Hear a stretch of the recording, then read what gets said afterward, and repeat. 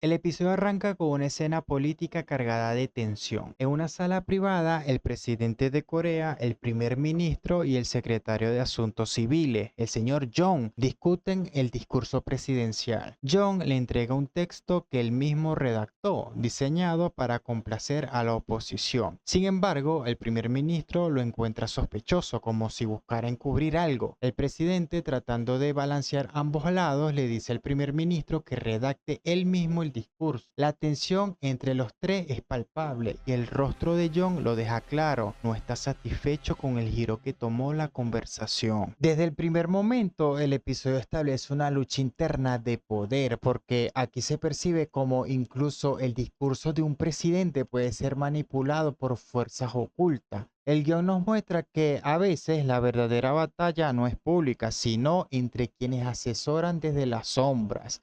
Y el poder, más que una figura, es una red de influencia. En Marruecos, Kim Woo-gi, el copiloto, descansa tras recibir una transfusión de sangre. Dalgueon, quien fue quien donó la sangre, luce pálido y debilitado. Aeri y el señor Gi observan con preocupación mientras él insiste en no comer. Finalmente logran convencerlo para probar algo dulce para estabilizarse. La escena transmite un momento de calma, pero también de vulnerabilidad para Dalgueon, quien ha arriesgado su cuerpo por obtener justicia. Este momento humaniza a Dalgueon.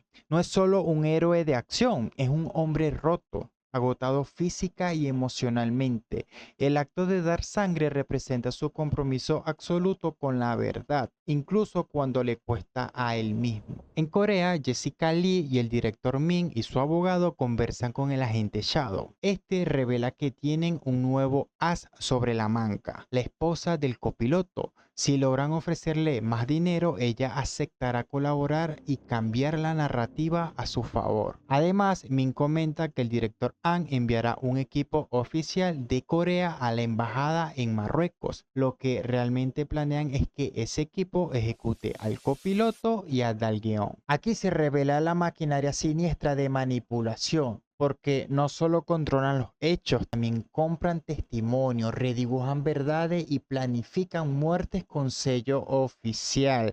Y el enemigo ya no es clandestino, está institucionalizado. Jessica visita a la esposa del copiloto. Con una mezcla de presión y promesas logra convencerla de que se entregue y que cuente su versión, la de los hechos que ellos quieren. Luego la lleva personalmente hasta la policía para que confiese, pero ya sabemos que esa confesión estará controlada por intereses más grandes. Este momento es clave porque demuestra que la verdad puede ser fabricada si se controla el testigo correcto, y Jessica manipula la justicia con la misma facilidad con la que compra el silencio, con dinero y con miedo. El director An llama al señor Gi para preguntar por el estado del copiloto. El señor Gi, ajeno a la traición de su superior, responde con normalidad. Mientras tanto, An y Min conversan en privado y Min lamenta que el copiloto aún esté vivo y el señor An guarda silencio. Y esta es una escena inquietante porque la traición ya está activa, pero quienes están en el terreno no lo saben.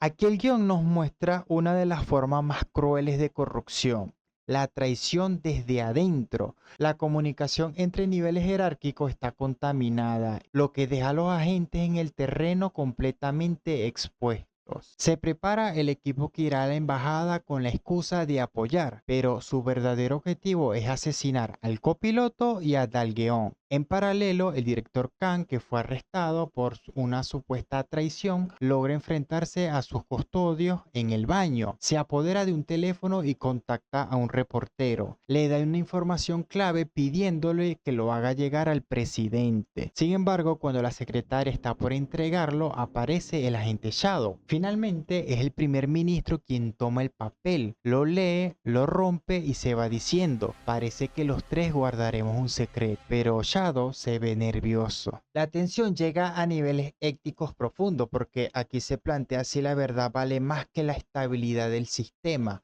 y el primer ministro opta por callar, mientras que Shadow, el villano entre la sombra, empieza a dudar y el silencio puede ser más destructivo como una mentira. Kang es llevado al interrogatorio, donde también llevan a Gon, la amiga de Jairi. Le piden que testifique en su contra, alegando que él filtró información a Corea del Norte. Ella afirma aparentemente traicionándolo. Sin embargo, se revela que Kang ya le había anticipado esta jugada y que todo es parte del plan. La estrategia en el espionaje es difusa y la lealtad no siempre es visible porque las traiciones pueden ser fingidas.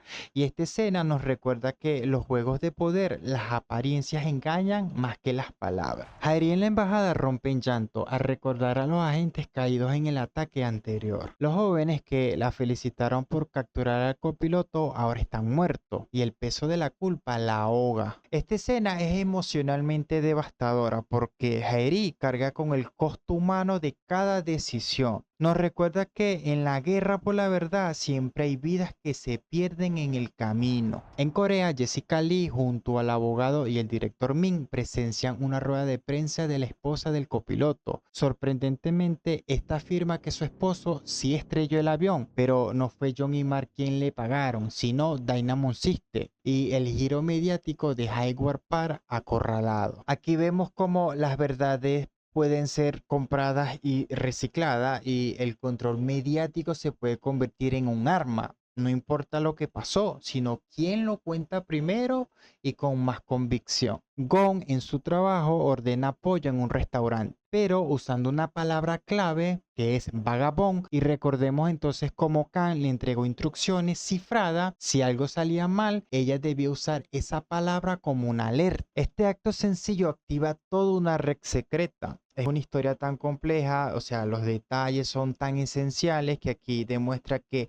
incluso cuando todo parece perdido, hay caminos ocultos para resistir. El equipo de apoyo llega a la embajada. Dalgeon nota algo extraño. Traen muchas maletas como si no fueran a ayudar, sino a establecerse. Cuando piden ver al copiloto, el señor Guy empieza a sospechar. Luego recibe una llamada anónima que confirma que esos hombres no son aliados, sino asesinos. También recibe una orden directa del director An, no intervenir. Si lo hace, lo acusarán de traición. Esta escena plantea un dilema ético extremo, o sea, obedecer órdenes corruptas o proteger vidas. Y la figura del señor Guy encarna al funcionario honesto atrapado en un sistema podrido desde arriba. Dalgeon y Jairi sienten la tensión, sospechan del jefe del equipo y Jairi luego va y les toca la puerta y cuando abren ella observa armas con silenciadores. La emboscada es inminente y Dalgeon, cuando él va a tocar la puerta y saben que es él, disparan a través de la puerta y Dalgeon enfrenta a los asesinos. Mientras Eri despierta el copiloto, hace una llamada para pedir ayuda y ya el caos se desata. La serie regresa al terreno de acción, pero sin perder el peso emocional. Cada golpe, cada disparo representa una lucha por proteger lo poco que queda de justicia. Dalgeon captura al jefe del equipo y lo apunta con un arma. El jefe del equipo ordena disparar y Jairi entra con el copiloto e interrumpe la escena. El señor Guy, viendo todo por las cámaras, duda pero no actúa y su compañero le suplica que intervenga y el señor Guy responde: es una orden de estado. El final es algo devastador porque el señor Guy elige obedecer en lugar de salvar y el episodio plantea una pregunta algo filosófica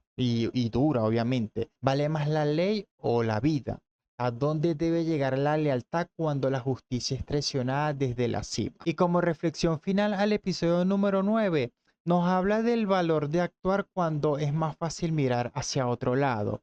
También de cómo los sistemas corruptos pueden envolver incluso a las mejores personas en silencio. Y nos recuerda que la verdad no siempre triunfa de forma heroica. Muchas veces sobreviven apenas, sostenidas por los pocos que aún se atreven a resistir. En la vida diaria todos enfrentamos dilemas, o sea, decir lo que nos incomoda, denunciar lo que sabemos mal o simplemente guardar silencio. Pero este episodio nos recuerda que callar también es decidir y que cada pequeña acción por la verdad puede ser el hilo que desenrede una red de mentiras. Y como frase final, a veces seguir órdenes es la mejor forma de desobedecer tu conciencia. El episodio comienza en medio del caos. Harry exige saber qué está pasando y el jefe del equipo armado le responde fríamente: son órdenes del Estado. Dalgeon estalla y gritando dice que todo es mentira, que ese equipo no está obedeciendo al gobierno, sino trabajando para Jon y Mark. En medio de la tensión, logran escapar juntos con el copiloto y se refugian en otra zona de la embajada. A través de las cámaras descubren que el equipo armado se prepara para lanzar un misil contra la puerta. Estalla entonces un tiroteo entre Dalgeon, Jaehaerys, el Sr. Guy y un agente aliado contra el equipo de asesinos. Sin munición, Dalgeon engaña a los atacantes con una bomba, usando un contador digital. Aunque el jefe del equipo no le cree, pero cuando el contador llega a cero, explota un dispositivo, aniquilando al equipo enemigo. Para asegurarse, el Sr. Guy dispara en la cabeza a cada uno de los atacantes. Este inicio es algo explosivo porque refleja la desesperación de luchar contra un sistema que ya no distingue entre el deber y el crimen. Dalgeon utiliza no solo la fuerza, sino también el ingenio para sobrevivir. Y el señor Gibb, antes obediente, comienza a actuar por conciencia. Es la rebelión contra la corrupción vestida de autoridad. Cuando llega el momento de huir, el señor Gibb se queda atrás. Le dice a Jaehaerys que debe mantenerse con vida. Debía matarlos. Y antes de irse, le entrega la clave Vagabond. Paralelamente, en Corea, el presidente confirma públicamente la asociación de Jon y Mark, oficializando el pacto con la empresa detrás del sabotaje. El señor Guy empieza a mostrar grietas en su lealtad institucional. Reconoce que sus órdenes no son justas, pero aún no se libera completamente. Y al entregarle la clave a Jaehaerys,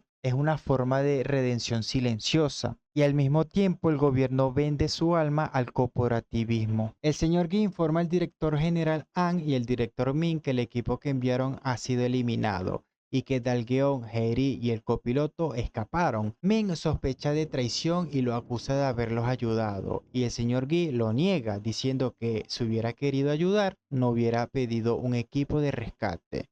Cuando piden ver las grabaciones, el señor Guy afirma que el equipo al llegar las borró, cubriendo así su ayuda. El señor Guy se mueve ahora en la ambigüedad. No traiciona del todo, pero tampoco coopera con los corruptos.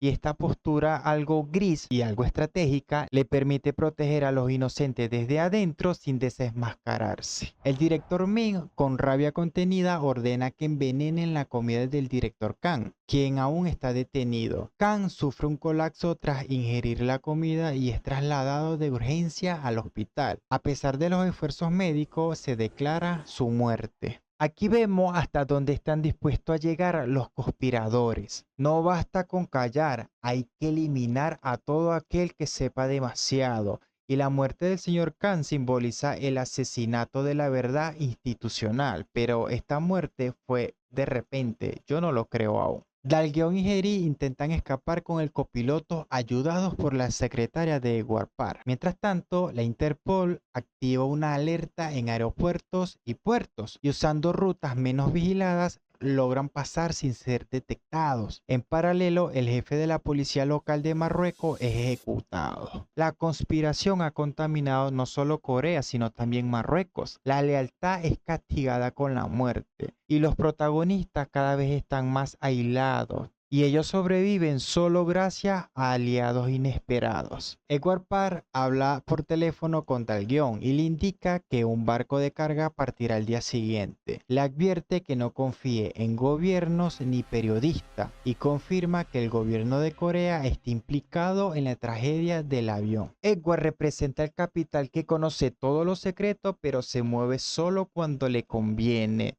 Y aún así, su ayuda revela la magnitud del sistema podrido. Ni los medios ni los gobiernos son aliados confiables. El abogado de Jessica informa que posiblemente Edward Parr ayudó a escapar a Dalgeon, ya que apareció el cadáver del jefe de la policía local de Marruecos. La red de traiciones se extiende y todo apunta a que las piezas se están descontrolando. El relato sugiere que cuando las mentiras son muchas, incluso los mentirosos comienzan a perder el control. Y Jessica y su círculo empiezan a sentir que las verdades ocultas están a punto de estallar.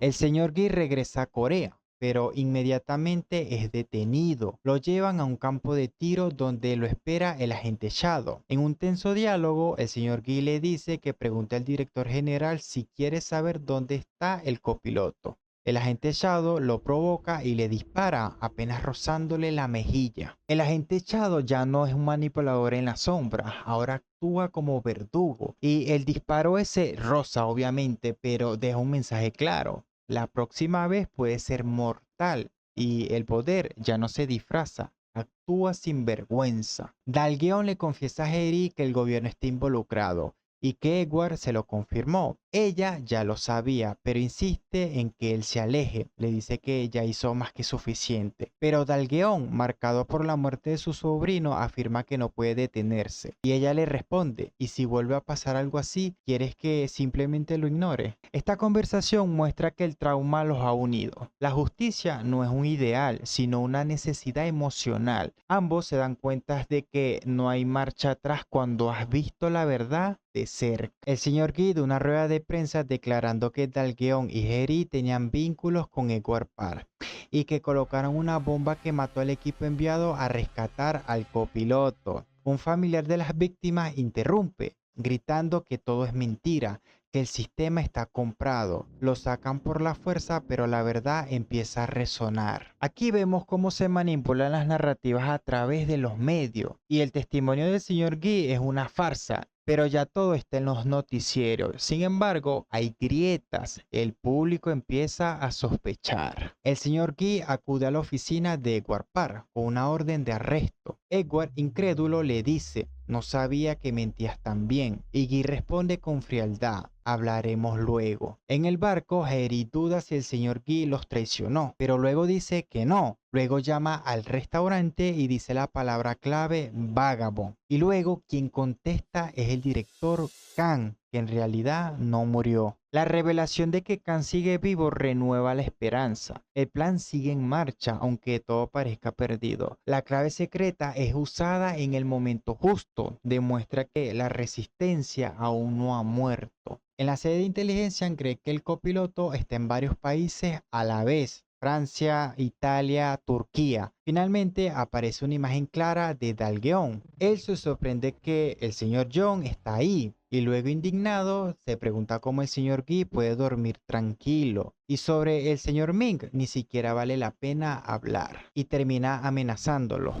Haré que se arrepientan de haber nacido. El cierre de este episodio refuerza la desesperación, pero también enciende la chispa de la rebelión. Ya no se trata solo de Dalgeon, hay otros que están viendo la verdad y están dispuestos a actuar. Y como reflexión final al episodio número 10, nos recuerda que a veces el verdadero enemigo no está afuera, sino dentro del sistema. Cuando la verdad se convierte en una amenaza y la justicia se manipula por intereses, la integridad individual se vuelve el último refugio. Dalgeon y Jairi nos enseñan que seguir adelante incluso cuando todo parece en contra es un acto de coraje y que aunque nos sintamos solos o débiles, defender lo correcto nunca es en vano. Porque al final no se trata solo de ganar, sino de no traicionarnos a nosotros mismos. Y como frase final, cuando el mundo calla, ser valiente es simplemente decir la verdad. El episodio comienza con las víctimas de las familias pidiendo firmas en la calle, ya que el gobierno no ha cumplido con las promesas que les hizo. Mientras se muestran estas escenas, vemos cómo están vigilando tanto al señor Guy como a todos los que trabajan con el director Khan. Tienen intervenidos sus teléfonos celulares y los vigilan a la distancia, incluso cuando van al gimnasio o salen a la calle. Todo esto se hace por órdenes del señor Jung. Después, el señor Jung le pregunta a Min qué ocurre con el copiloto y Min le responde que él nunca podrá volver a Corea ya que tiene todas las fronteras controladas. Luego vemos al señor Guy y Edward Parr lo llama para advertirle que el teléfono que está usando se sincroniza con el del señor Ming. Esto significa que sabrán todos sus movimientos y si nadie del Servicio Nacional de Inteligencia lo ayuda, no podrán traer al copiloto de nuevo y le pide su apoyo. Luego, el señor Guy escucha una grabación de una conversación entre Min y uno de sus empleados, en la que Min le ordena envenenar la comida del director Khan Y en una escena posterior, el señor Guy llama al restaurante mencionando la palabra clave vagabond e informa sobre lo sucedido. Más adelante vemos al director Khan detenido y cuando le llevan la comida dentro del recipiente hay una nota explicando lo que va a suceder y también hay una pastilla. El señor Khan se la traga con un poco de arroz e inmediatamente sufre un infarto. Cuando lo llevan al hospital y tratan de ayudarlo, lo declaran muerto, pero tenían preparado un antídoto que debían administrarle en menos de 5 minutos para salvarlo y lo logran. Después vemos a Dalguión preguntándole a Harry si el señor Guy los traicionó. Ella le responde que no, que si lo hubiera hecho los habría matado en lugar de dejarlos escapar. En ese momento Harry llama al restaurante y da la palabra clave y contesta un hombre. Es el director Khan.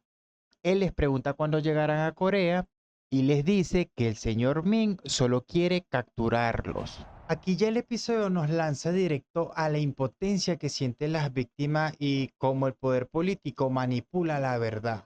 O sea, ¿cuántas veces en la vida también nos hemos sentido así? O sea, como si nadie escuchara nuestras voces o como si estuviéramos en un país donde la justicia tiene precio y el silencio se compra. También se nos enseña que incluso cuando todo parece estar controlado, siempre hay formas de resistir.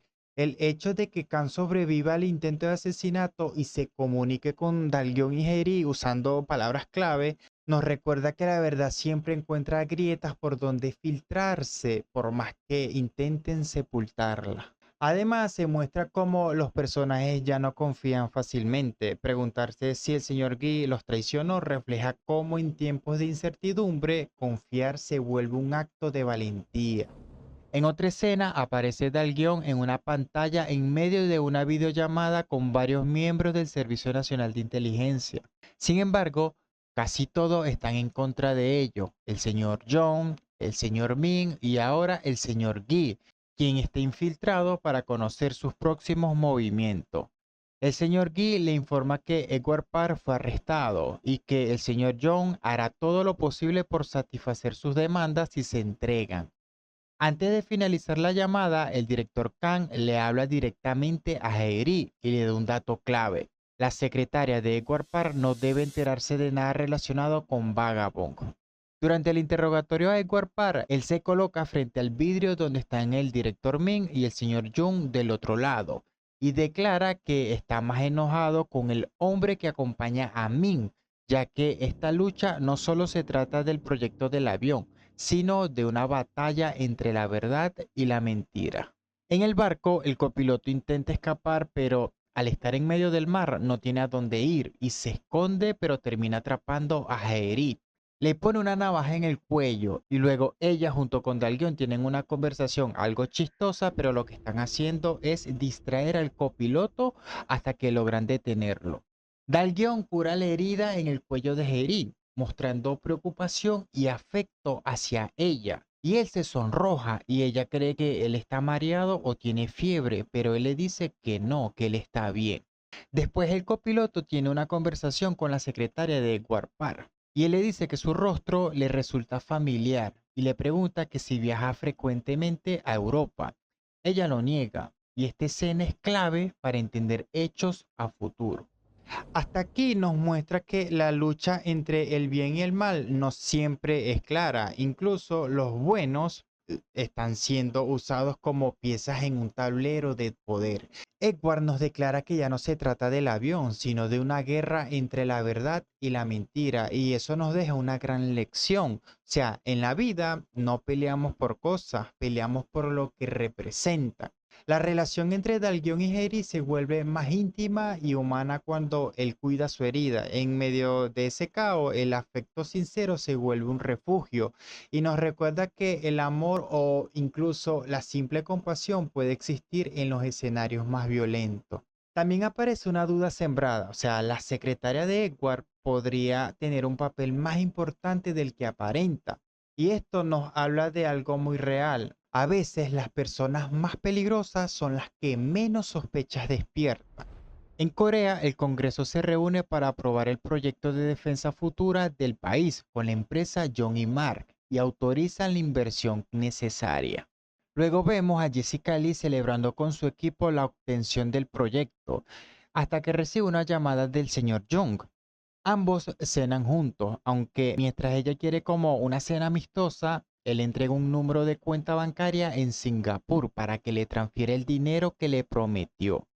En el barco, Dalgeon y Heiri realizan una videollamada con el director Kang, quien le revela información sobre lo que el gobierno coreano hizo, y de repente tocan la puerta, y es la secretaria de Ecuador. Ellos esconden todo y fingen que iban a cocinar. Luego, cuando van a comer, Dalgeon le pregunta al copiloto si tiene alguna otra prueba, y él menciona que conoció a Michael, el ex vicepresidente de John y Mar, gracias a su novia. Y también ahí conocieron al joven, el de la cicatriz en la cara, quien ayudó a provocar el accidente del avión. Cuando le preguntan si vio el rostro de la novia de Michael, él le dice que era asiática, pero que no recuerda más detalles. El director Kang habla nuevamente con Heiri y ella le confirma la hora estimada de llegada. Y después Kang quiere enviar un mensaje cifrado con palabras claves y números, el cual debe llegar al señor Yi, quien sigue siendo monitoreado en su trabajo. A Min le parece sospechoso que Yi esté comiendo tanto pollo, ya que nunca lo había hecho antes. Recordemos que el restaurante donde se comunican usando la palabra vagabond es precisamente un restaurante de pollo. El señor Guy va al baño con un libro y empieza a descifrar el mensaje. Contiene la dirección a la que llegará el barco con Dalguión, Jaeri y el copiloto. Después vemos a Eri que hace una videollamada pero al Servicio Nacional de Inteligencia, donde están el señor Guy y el director Ming.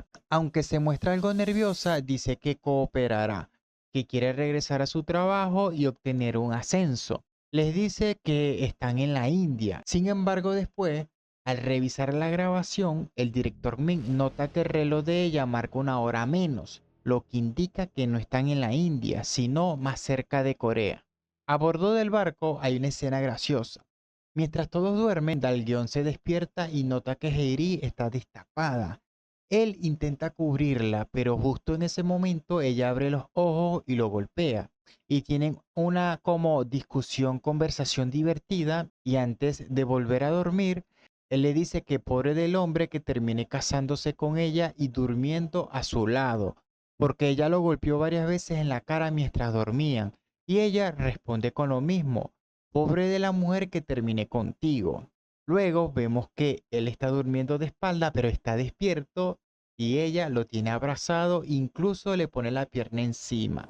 Ya aquí entramos en un contraste brutal entre dos mundos, el poder frío y calculado, o sea, el del Congreso y la cena secreta entre Jessica y John, frente a la calidez del vínculo entre Jerry y Dalguión. O sea, mientras unos venden armas, otros están jugando con sus vidas. El restaurante de pollo, usado como un canal de comunicación, es un símbolo genial porque lo cotidiano se transforma en resistencia. Incluso el acto de comer pollo se convierte en un acto de rebelión. También la vida nos enseña que incluso en lo ordinario puede esconderse lo extraordinario. También la escena esta romántica, cómica entre Dalguión y Jerry es buena porque en medio de tanta tensión, o sea, una escena de cariño y risa nos recuerda que la ternura no desaparece por el contexto, solo cambia de forma. A la mañana siguiente, el director Min llama al señor Jong para informarle que ya localizaron al copiloto en un barco chino cerca de la frontera y se están preparando para interceptarlo. Mientras tanto, el señor Guy, que sabe que su teléfono está intervenido, toma precauciones. Durante el trayecto en un auto, una moto se detiene junto a su camioneta y le entrega el celular intervenido. Y los perseguidores notan que algo anda mal.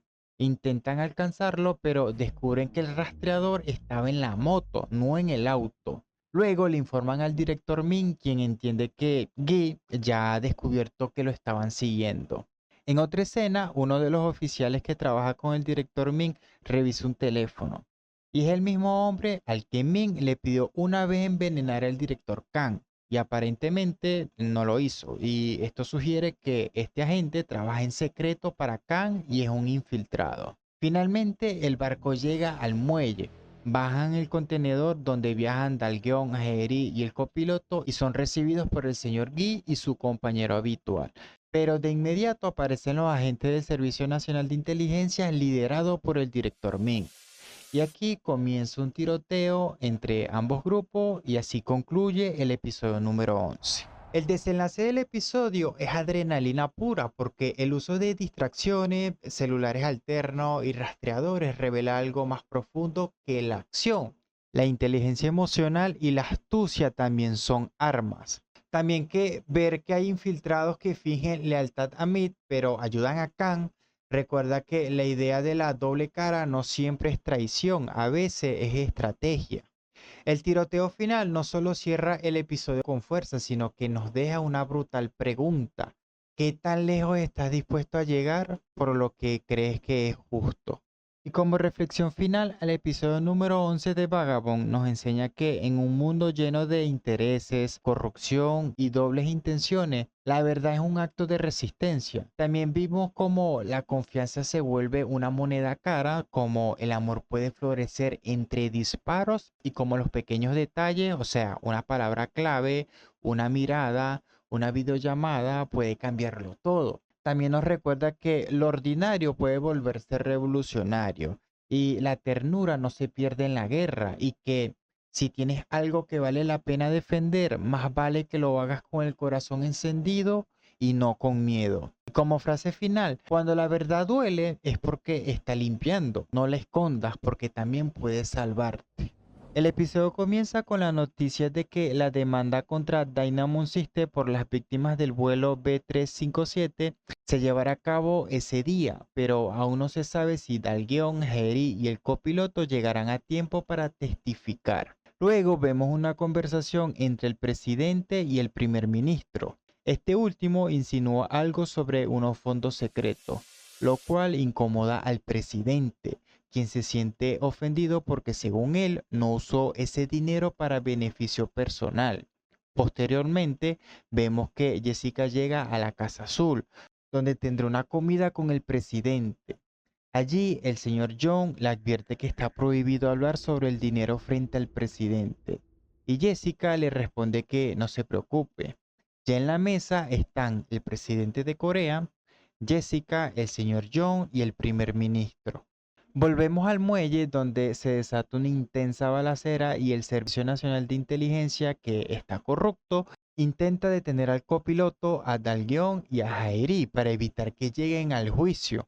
Cuando todos están acorralados, aparece un francotirador. Es el director Khan y gracias a él logran escapar en una camioneta con Dalguion al volante mientras son perseguidos. Lo que estamos viendo hasta aquí va mucho más que una simple persecución o una batalla física. Es un choque brutal entre la verdad y el poder y como este último siempre intenta silenciar a quienes buscan justicia. El presidente se muestra vulnerable e incluso ofendido, pero ese orgullo solo encubre las grietas en un sistema que está corrupto hasta la médula. El dinero secreto que no puede mencionar, el silencio impuesto y la balacera, todo apunta a que la verdad está atrapada en un juego de intereses y miedo. Pero lo que parece más valioso es la figura del director Khan, porque él aparece justo en el momento clave y no solo es un francotirador que salva vidas, sino un símbolo de que dentro del sistema aún hay quienes deciden no traicionar la justicia. Y aquí la enseñanza es clara, en cualquier lucha habrá fuerzas poderosas que intentarán detenerlos, pero siempre habrá alguien dispuesto a arriesgarlo todo para proteger lo justo. Y el coraje puede nacer en los lugares menos inesperados y la esperanza se sostiene en pequeños actos de valentía.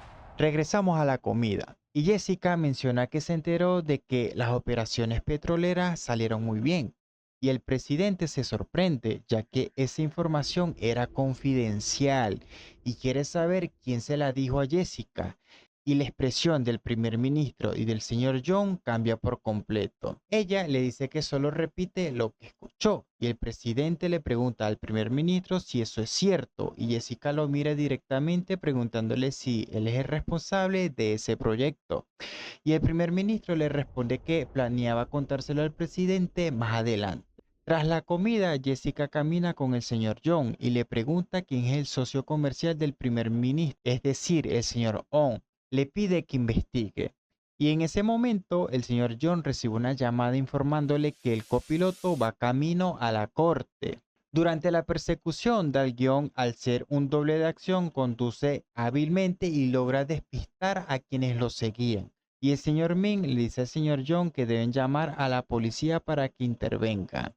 Después, el señor John interrumpe una reunión que tenía el presidente y en privado le informa que el copiloto ya está en Corea y se dirige directamente a la corte. El primer ministro le pregunta al señor John si tuvo algo que ver con el accidente del avión. Y el presidente también le pregunta si fue él quien ordenó estrellar el avión.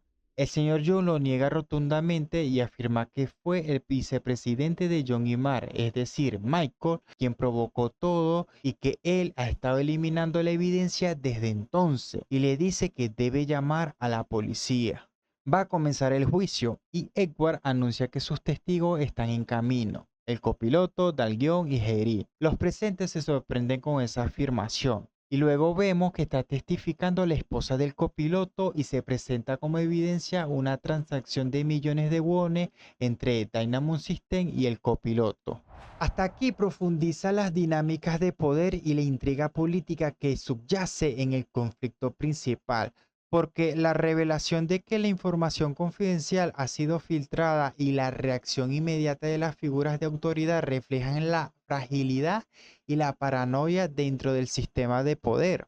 La incertidumbre y la desconfianza crecen, evidenciando que las alianzas no son firmes y que cada actor mueve piezas estratégicas en un tablero lleno de secretos y traiciones. Además, la aparición del copiloto como figura central que está a punto de testificar introduce un elemento crucial de justicia y verdad que amenaza cómo derribar la estructura de mentiras y manipulaciones. La persecución, la investigación sobre el socio comercial y el juicio inminente nos recuerda que en la política y el poder, la lucha no es solo por el control, sino también por la narrativa. Quien controla la historia controla la realidad. Por último, la acusación contra Michael como responsable del accidente introduce la idea de que el poder se ejerce también a través de la violencia encubierta y la eliminación de pruebas, mostrándonos una corrupción profunda que pone en juego la vida humana por intereses económicos y políticos. Y hasta aquí nos invita a reflexionar sobre la fragilidad de la justicia en sistemas donde el poder económico puede distorsionar la verdad y el acceso a la justicia. El director Khan consigue que las imágenes de la persecución policial donde vienen los testigos se transmitan por internet y las redes sociales. La familia de las víctimas que están presentes en el juicio comienzan a ver la transmisión, aunque inicialmente están en contra de Dynamo System porque creen la versión que John y Mar han difundido, pero ellos no entienden por qué la policía los está persiguiendo. Y uno de los familiares, amigo de Dal-Guión, señala que si son arrestados no podrán testificar y eso permitirá manipular la evidencia nuevamente. Luego en la corte están por dar el veredicto, pero los testigos aún no llegan y le pasan una nota al juez que intentaron sobornar desde John y Mar. Y el juez la lee y mira a Edward y le pregunta que si 30 minutos más serían suficientes para que lleguen sus testigos. Y Edward dice que sí. Volvemos a la persecución y un helicóptero de un canal de noticias aparece, pero el señor John ordena que se retire, intentando evitar que los hechos se transmitan. Luego, la camioneta es interceptada por la policía y quedan atrapados. Al notar que el helicóptero se retira, no entienden el porqué. Y el señor Gi dice que fue una orden y ahora están luchando contra el propio gobierno coreano. Min, usando un altavoz, les ordena bajar del vehículo. Luego le dice al jefe de policía que cuando ellos bajen, los maten. Y el jefe de policía se sorprende, ya que eso solo se justifica si hay un peligro real. Pero Min responde que cuando uno de sus hombres muera por culpa de ellos, que no se queje. Cuando bajan del vehículo, Min le da la orden al jefe de policía de abrir fuego. Y este lo hace, pero los policías se quedan paralizados. Hasta que uno de los supuestos oficiales está armado y se prepara para disparar. Y Dal-Guión se da cuenta de que es uno de los asesinos que intentó matarlo en Marruecos. Y él grita, cúbranse. y luego comienza el tiroteo. En medio del caos llega un camión y logran huir nuevamente en la camioneta. Finalmente, al llegar a las cercanías del tribunal, bajan del auto y corren hacia la corte. Sin embargo, la policía les bloquea la entrada apuntándolos con armas. Y afuera la familia de las víctimas están viendo lo que sucede. Y gracias a estas familias que intervienen y enfrentan a los policías, los tres testigos logran entrar al tribunal. Hasta aquí expone la lucha por la verdad en un contexto de manipulación mediática y violencia institucional. La transmisión en vivo de la persecución representa un acto de resistencia y transparencia en medio de la oscuridad del encubrimiento.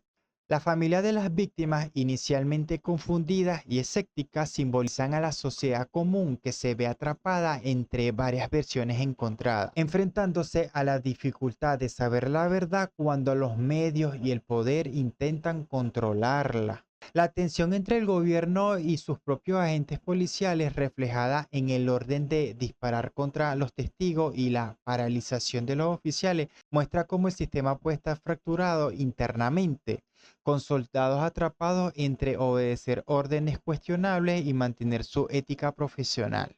Este conflicto interno resalta el costo humano de la corrupción y la coerción, evidenciando que el poder absoluto no solo corrompe, sino que también descompone las estructuras mismas que lo sostienen. El enfrentamiento armado y la huida posterior subraya la desesperación y el riesgo que implica buscar justicia en un entorno hostil. Y para finalizar, nos enseña que la verdad y la justicia son procesos arduos que requieren coraje, apoyo comunitario y la voluntad de enfrentar a estructuras poderosas que buscan perpetuar la impunidad. También nos invita a reflexionar sobre cómo los medios y las redes sociales pueden ser herramientas poderosas para visibilizar las injusticias, pero que el camino hacia la justicia está plagado de obstáculos que solo pueden superarse con unidad y determinación.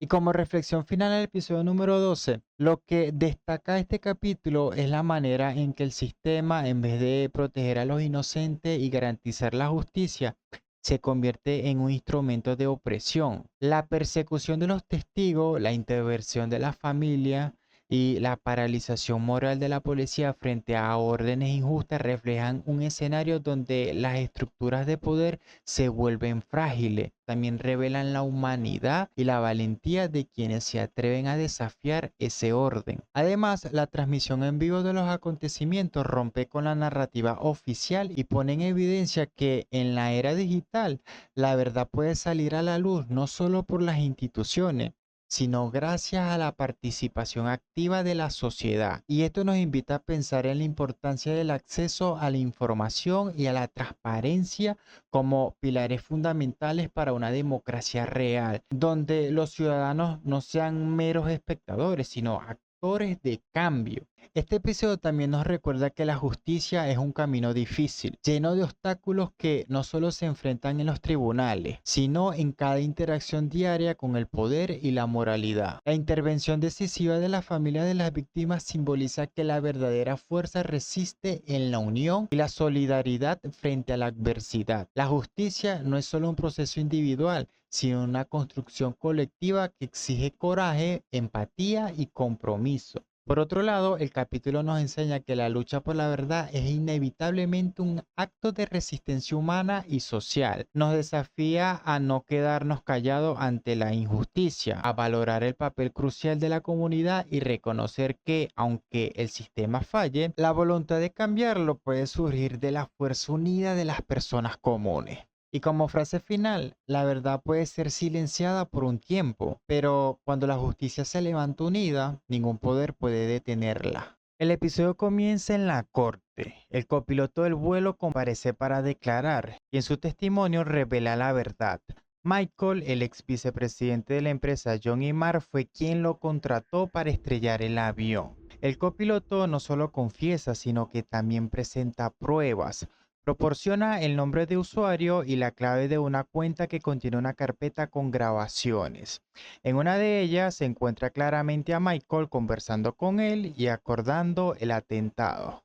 Mientras el copiloto testifica, el señor Min se retira apresuradamente de la sala, consciente de que todo el plan ha sido desmantelado. Llama de inmediato al señor John para presionarlo a tomar acción. Sin embargo, el señor John le deja claro que deberá resolverlo por su cuenta, desligándose completamente de esta situación. Aterrorizado y conmovido de que terminará en la cárcel, Min es perseguido por el señor Guy y su compañero. Al cruzar una calle, una camioneta blanca lo intercepta. Para su sorpresa, el conductor es el señor Kang, a quien Min creía muerto. Mientras tanto, el juez dicta el veredicto. Se declara que la empresa Dynamon System es la responsable por la seguridad de los pasajeros del vuelo siniestrado. Esta decisión desconcierta a Dal-Gyeon, ya que fue John y Mark quien orquestaron el accidente, porque entonces Dynamon System indemnizará a las familias y Edward Park interviene y asegura que no hay problema, que él asumirá los pagos. Al final la audiencia, Haeri se da cuenta de que está herida por un disparo en el costado. Dal-Gyeon corre desesperado hacia ella y entre los presentes la trasladan rápidamente al hospital. Afuera, los periodistas transmiten en vivo este desespero. Las noticias llegan a la oficina del presidente, quien observa junto al primer ministro por televisión. La información revelada apunta directamente a John y Mark como los responsables del atentado. En medio del caos, una periodista entrevista a Dal-Gyeon, quien insinúa que el presidente también podría estar involucrado ya que prometió investigar y no lo hizo. La confesión del copiloto no es solo un giro narrativo, sino una crítica al sistema judicial donde las pruebas deben competir contra influencias políticas. La huida del señor Min refleja cómo los cómplices se están desboronando cuando su red de mentira colapsa. La decisión judicial contra Dynamite System en lugar de John y Mark es una lección magistral sobre cómo el poder económico y político distorsiona la justicia. El ataque a Haeri simboliza el precio físico que pagan los buscadores de verdad, mientras que la reacción de Dal-Gyeon nos muestra cómo la vulnerabilidad humana persiste incluso en los héroes más determinados. La oficina presidencial convoca una rueda de prensa, pero el mandatario se ausenta, justificando que está analizando la situación. Ante esto, una periodista lanza una pregunta contundente. Acusa al Servicio Nacional de Inteligencia de intentar asesinar al copiloto desde Marruecos para impedir que testificara. La secretaria del presidente queda sin palabras sin saber cómo responder. En el despacho presidencial, el presidente conversa con el primer ministro y le dice: siempre creí que los principios personales tenían prioridad para administrar esta nación. Haré de Corea una nación poderosa, aunque sea para asegurar que las muertes de los pasajeros del avión no fueron en vano. Mientras que el primer ministro responde con una metáfora cargada de tensión, porque le dice: incluso los conejos calculan todas las variables antes de acabar una madriguera. El señor John fue el autor intelectual. Usted solo observó y se benefició de sus acciones, ignorando los detalles. Y el presidente lo interrumpe. ¿Me estás llamando incompetente? A lo que el primer ministro contesta: los incompetentes pueden ser insultados. Los inmorales pueden ser apedreados hasta la muerte. Y el presidente desafiante le pregunta si John es su puerta de escape y el primer ministro solo le aconseja que se prepare para lo peor. Aquí la serie expone la anatomía del poder corrupto, o sea, la ausencia del presidente en la conferencia revela su cobardía estratégica, mientras que su discurso sobre hacer una Corea poderosa suena a justificación vacía, porque el diálogo con el primer ministro es una joya de escritura política, porque la metáfora del conejo muestra que hasta los animales calculan mejor que este presidente. La frase esa de los inmorales pueden ser apedreados hasta la muerte conecta con una verdad bíblica, o sea, que la corrupción lleva las semillas de su propia destrucción. Y la mención de John como la puerta de escape revela el modus operandi del poder, siempre buscar chivos expiatorios. Haeri es operada de emergencia y el médico le informa a Dal-Gyeon que existe la posibilidad de que quede paralizada de la cintura para abajo, y angustiado, él y las demás familias rezan por su recuperación. En otra escena, el presidente llama al señor John para verse, pero le pide que no sea en la Casa Azul. John acepta. Luego lo vemos solo en su auto revisando una grabación de una cena con Jessica Lee. donde ella se queja del 5% que él exige y él insiste que sin ese porcentaje el presidente no moverá ni un dedo.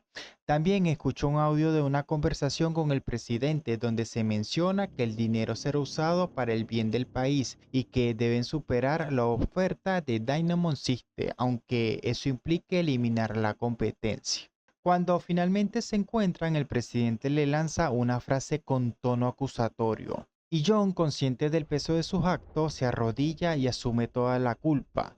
Admite haber llegado a acuerdos inapropiados con John y Mar, presionando tanto al NIS como al Ministerio de Defensa, e incluso dio la orden a la policía de disparar contra civiles. Y el presidente lo interroga: ¿quién fue? Y John responde: fui yo y lo hice sin su permiso. El presidente intenta justificarse diciendo que solo quería hacer de Corea un país fuerte, pero reconoce que todo lo que empieza debe terminar. Sabe que negar todo requeriría una montaña de documentos y evidencia. Tras la conversación, John regresa a su auto y al entrar nota un paquete sospechoso en el asiento del copiloto y nervioso empieza a golpear el volante y entra en pánico. La escena de las familias rezando contrasta con el aislamiento moral de Jung, o sea, escuchando sus propias grabaciones corruptas. Y su confesión es catártica, porque al arrodillarse muestra un destello de humanidad en medio de la degradación moral. Y el paquete sospechoso en su auto representa el karma llegando en forma concreta, o sea, toda acción tiene consecuencias.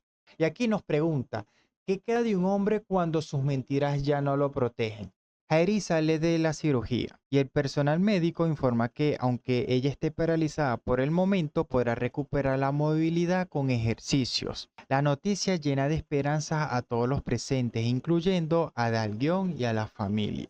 El presidente finalmente se presenta ante los medios, acepta parte de la responsabilidad, afirmando que cometió errores que llevaron a esta tragedia. Anuncia que investigará a fondo lo ocurrido y toma medidas inmediatas. Destituye al señor John como secretario presidencial y al señor An como director del NIS por su implicación. Las noticias no tardan en difundirse. El señor An se entrega voluntariamente, pero el señor John no aparece. Mientras tanto, lo vemos dentro de su auto escuchando las noticias y decide prender carbón dentro del vehículo intentando suicidarse. El primer ministro le comunica al presidente lo ocurrido y el presidente comenta que John preferiría morir antes de vivir con esa culpa. Y el primer ministro concluye que ahora podrán cargarle todo a John. La conferencia del presidente es puro cálculo político porque destituye a sus colaboradores como para solamente salvarse él, o sea, mostrando cómo el poder sacrifica a sus propios aliados. Y el intento de suicidio con carbón es profundamente simbólico porque el mismo método usado para envenenar a otros ahora lo consume a él. En el hospital, Harry descansa y Dalguion la cuida, lavándole los brazos y los pies. Después la amiga de Harry aparece y le informa que el señor Kang ha regresado al NIS, igual que ella, que el señor Gin y ella misma. Por otro lado, Jessica Lee, visiblemente preocupada, habla con su abogado. Le pide que cancele su rueda de prensa y le organice un viaje a Estados Unidos. Pero él informa de que ya no puede abandonar Corea y que pronto emitirán una orden de arresto en su contra. Ella le responde que no tiene nada que temer porque sobornó a John con $500,000 y si él habla arrastrará a la Casa Azul. El abogado escéptico le pregunta si está segura de continuar y Jessica le dice que necesita que la conferencia entonces sea un éxito si quiere salvarse. Luego vemos a Jessica que acude a la rueda de prensa con una expresión lastimera, pero justo cuando empieza a hablar, Dalguion interrumpe mostrando una foto gigante de su sobrino fallecido. Las familias lo acompañan con imágenes de sus seres queridos y en ese momento se filtran videos y fotos comprometedoras de Jessica besándose con el ministro de Defensa. La policía llega y la arresta. Hasta aquí la ternura de Dalguion cuidando a Heirir en contrasta con el pánico de Jessica. O sea, su arresto es más que una lección sobre la arrogancia del poder. Creyó que sus conexiones y sobornos la protegerían eternamente. La aparición de la foto de la víctima durante su conferencia es juicio poético porque el pasado siempre alcanza a los culpables. Y la filtración de sus besos con el ministro de Defensa muestra cómo la corrupción sexual también tiene consecuencias en este universo narrativo.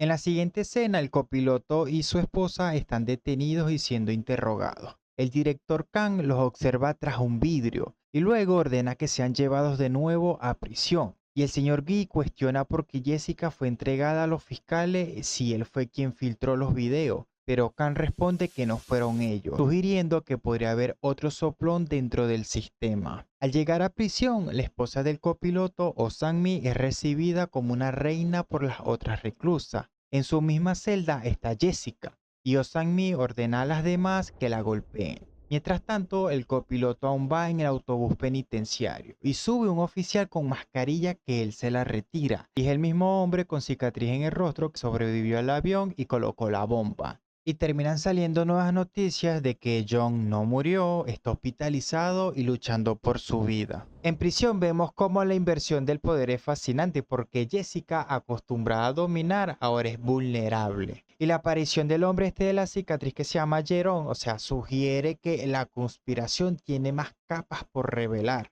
Y las noticias estas de que John sobrevivió abre preguntas. ¿Será capaz de redimirse o será usado nuevamente como peón? De regreso al hospital, Harry está en silla de ruedas, intenta ponerse de pie sola cuando aparece Dal-Gyón para ayudarla. Ella lo esperaba pero disimula, y durante su conversación ella le entrega la bala que le dispararon, por si no se volvían a ver, le dice ella. En una escena emotiva, Dal-Gyón la ayuda a caminar, la toma de los brazos, coloca sus pies sobre los de él y caminan juntos, una escena íntima y conmovedora. En prisión, Jessica recibe a su abogado, le pide que vaya a la embajada y gestione su regreso a Estados Unidos. Él acepta, pero le pregunta si ha estado bien, y ella le encarga un favor más, traer a Oh Sang-mi. En un encuentro tenso con ella, Oh Sang-mi le advierte que no le ponga un dedo encima, pero Jessica la golpea y la amenaza. De regreso en la celda, Oh Sang-mi ordena a las reclusas que golpeen a Jessica, pero nadie se mueve. En cambio, Jessica ordena que golpeen a Oh Sang-mi y lo hacen.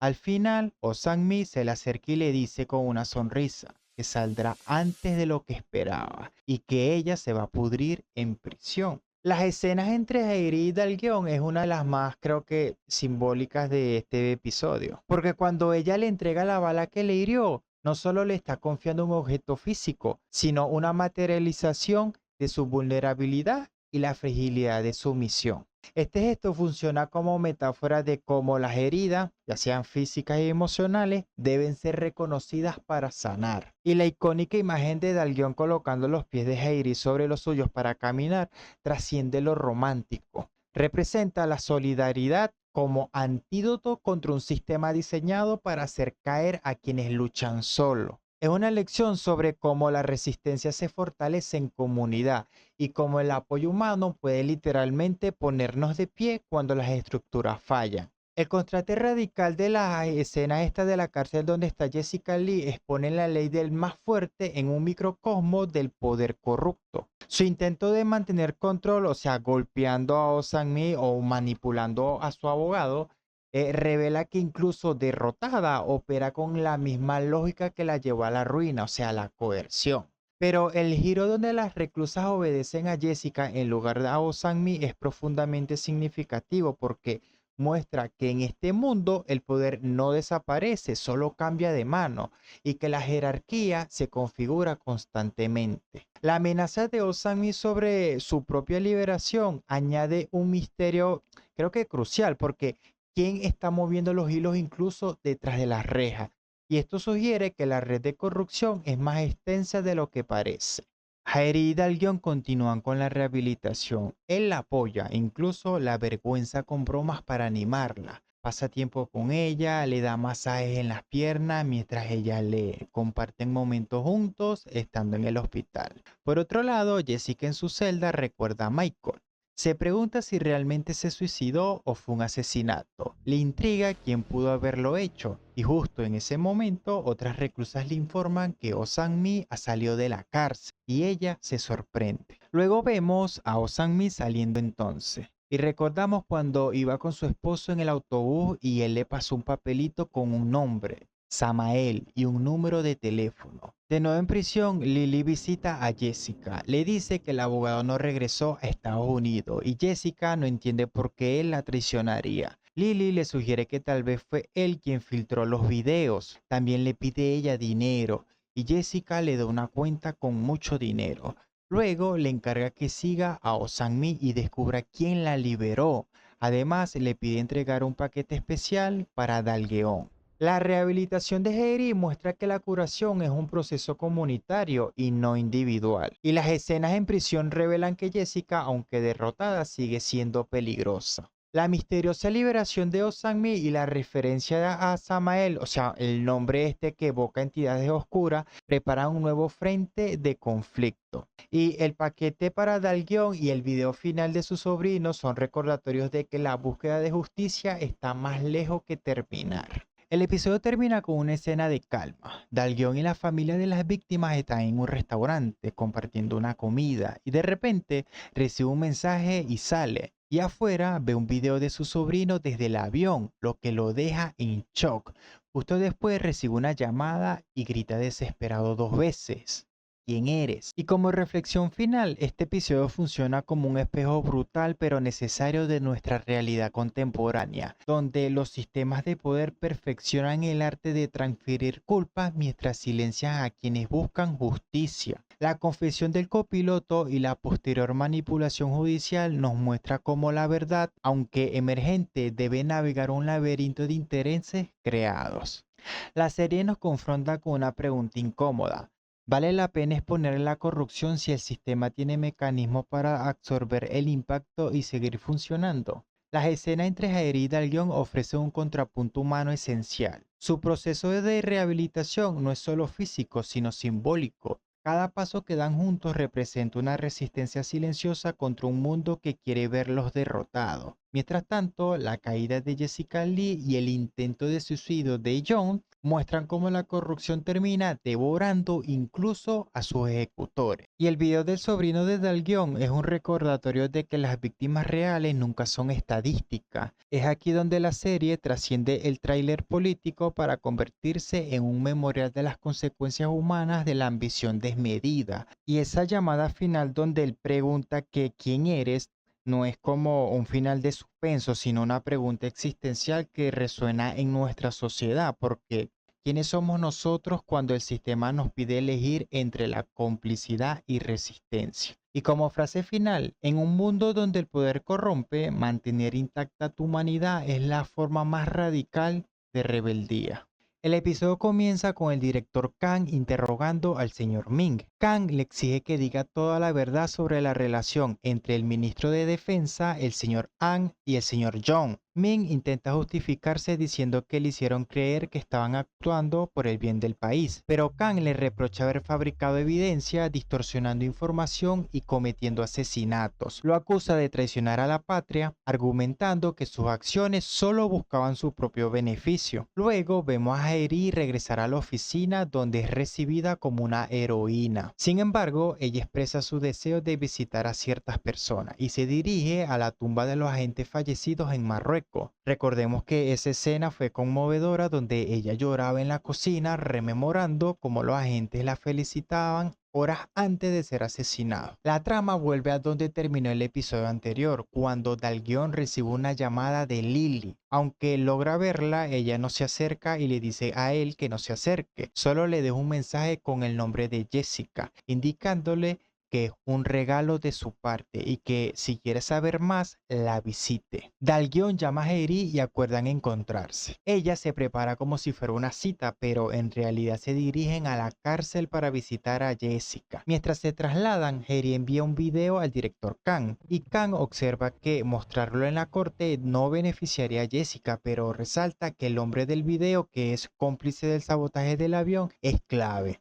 Se trata del mismo sujeto con la cicatriz en el rostro que peleó con Dalguión en Marruecos. Luego en la cárcel, Jessica revela que por eso conservó el video. Quiere saber quién mató a Michael, ya que ella no fue. Menciona que Michael tenía una novia japonesa. Dalguión no niega esa posibilidad, pero recalca que eso no la salva del juicio. Y Jessica también señala que la esposa del copiloto fue liberada rápidamente de prisión. Por otro lado, vemos a Oh Sang-mi escondiéndose en la calle con gorra y cubrebocas. Llama a un hombre, lo amenaza y le exige que le transfiera 20.000 millones de wones en 3 días o revelará toda la verdad. Luego vemos a Heri conversar por videollamada con el director Kang, quien le informa que Oh Sang-mi desapareció. Esto hace que lo dicho por Jessica cobre sentido. Kang y el señor Gi destacan 3 líneas de investigación. ¿Quién ayudó a escapar a Oh Sang-mi? ¿Quién es la novia de Michael? ¿Y con quién trabaja el hombre de la cicatriz que se llama Jerón? Harry propone hablar con el copiloto, pero le informa que él no está en prisión, sino en un hospital psiquiátrico. El interrogatorio del señor Min expone la retórica vacía de quienes justifican crímenes en nombre del bien del país. O sea, la acusación del director Kang, o sea, fabricar evidencia y matar inocentes, desnuda la hipocresía de un sistema donde la lealtad se mide en silencios cómplices. Y la escena de Heri en el memorial de sus compañeros añade profundidad emocional, porque su llanto no solo es duelo, sino la carga moral de sobrevivir en un sistema que sacrifica a sus propios agentes. El video de Jessica introduce un giro clave, porque la verdad es un arma de doble filo,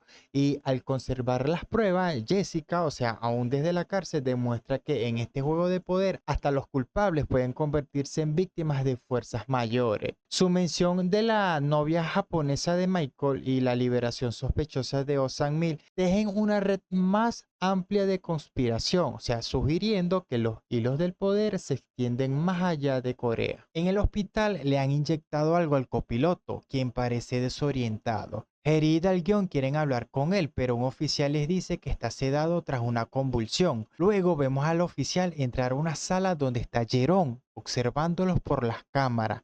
Jerón ordena inyectar al copiloto para que se despierte y al hacerlo, lo amenaza con matarlo si habla. Dalguión y Heri logran hablar con él. Dalguión le pregunta si Jessica ordenó matar a Michael y Heri menciona que según el copiloto conoció a Michael por medio de su novia. Jerón observa y escucha todo a través de las cámaras. Dalguión sugiere que si Jessica no lo hizo, tal vez fue su novia, y el copiloto se desespera, se agarra la cabeza y grita que no sabe nada. Heri le pide que hable sobre Jerón. El copiloto entra en pánico y mira a la cámara, y Dalguión le recuerda que dijo que Jerón se le acercó intencionalmente en Marruecos. Y vemos un flashback del copiloto con mujeres y droga, y escuchamos a Dalguión decirle al copiloto que fue Jerón quien lo introdujo en las drogas y trató de matarlo tras estrellar el avión.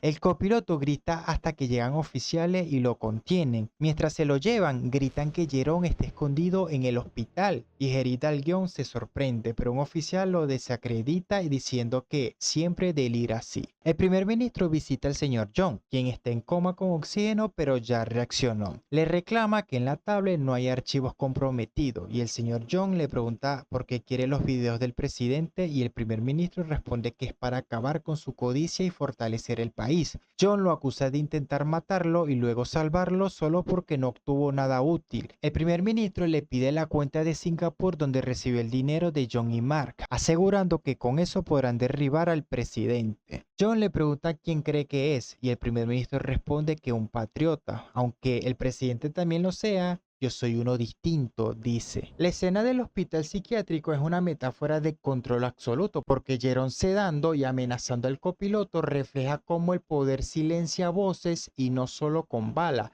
sino con drogas y miedo. Y el copiloto, reducido en un estado de terror animal, simboliza la destrucción humana detrás de una maquinación política. Y su grito final, ese que dice Jerón está aquí, es un destello de verdad en un sistema diseñado para invalidar a los locos. El diálogo entre el primer ministro y John revela la naturaleza cíclica de la corrupción. O sea, cuando el primer ministro se autodenomina patriota, repite el mismo discurso vacío que critica político en otros. Y su obsesión por la cuenta de Singapur muestra que en el fondo todos los jugadores persiguen lo mismo. Poder disfrazado de altruismo, o sea, la ironía es cruel porque John en coma se convierte en el chivo expiatorio perfecto, un cuerpo inerte al que pueden cargarle todos los pecados. Luego, Dalguion y Jerry van en el auto cuando Dalguion recibe una llamada del primer ministro, quien le pide reunirse. Jerry le comenta que el primer ministro es conocido como el lamebotas del presidente. Al llegar al lugar se sorprenden al ver que están todas las familias de las víctimas y que se realizará una rueda de prensa. Durante la conferencia, el primer ministro revela un audio entre Jessica y su abogado. Jessica dice que no puede mencionar su nombre porque ella dio $500,000 al presidente y si habla destruiría la Casa Azul.